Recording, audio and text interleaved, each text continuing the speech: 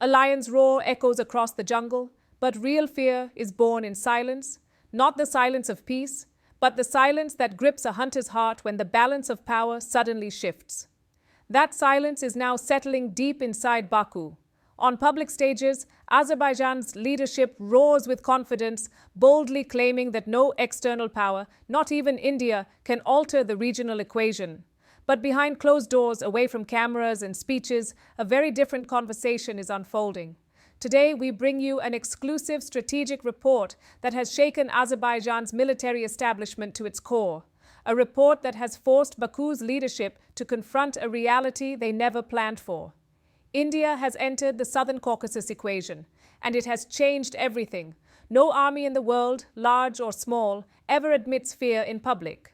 Official statements always say the same thing. We are ready, we are strong, we are unbeatable. But real strategy is never discussed on podiums. Real fear is measured in closed rooms, among generals, planners, and intelligence officers. And now, open-source intelligence assessments and leaked strategic briefings reveal what Azerbaijan does not want the world to know. After its decisive victory in the 2020 Nagorno-Karabakh war, Azerbaijan believed the region was permanently tilted in its favor. Drone warfare, electronic dominance, and Turkish-Israeli support gave Baku the confidence that Armenia would remain militarily weakened for decades. That confidence, according to this report, was a critical miscalculation. Because India entered the picture, Azerbaijani military officials have reportedly warned their leadership that the arrival of Indian combat-proven weapon systems in Armenia has completely altered the battlefield calculus. This is not about numbers. This is about quality. This is about systems tested in real war, not in laboratories. The weapons India has supplied are not ceremonial showpieces.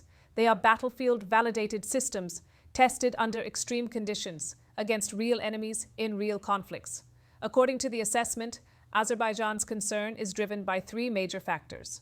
First, combat-proven credibility. Indian artillery, air defense systems, rocket platforms, and electronic countermeasures are forged through decades of high-intensity conflict. These are not theoretical weapons. They are weapons backed by experience. Second, counter-capability supremacy. Azerbaijan's military advantage was built on drones and standoff attacks, but Indian systems are specifically designed to neutralize exactly those strengths. The very tools that once guaranteed Azerbaijan's dominance may now become its greatest vulnerability. Third, and most alarming, the fear of forced retreat. The report reveals that Azerbaijani military planners privately acknowledge that in a future confrontation, effective use of Indian systems by Armenia could compel Azerbaijani forces to pull back. For Baku, that possibility is terrifying. There is another layer of concern that deeply unsettles Azerbaijan's strategists. India does not follow a sell and exit arms policy. India builds long-term military partnerships, supply chains, training programs, maintenance ecosystems, operational coordination. This means India's influence in the Southern Caucasus is not temporary, it is structural. What we are witnessing is not just an arms transfer. It is a shift in the regional balance of power, a sign of India's growing strategic footprint, and a reality Azerbaijan is struggling to contain. The silence in Baku tells the real story. India's combat-proven weapons are not just shaping battlefields, they are shaping minds. And that is why, today, the loudest fear in the Southern Caucasus is the one Azerbaijan refuses to speak aloud.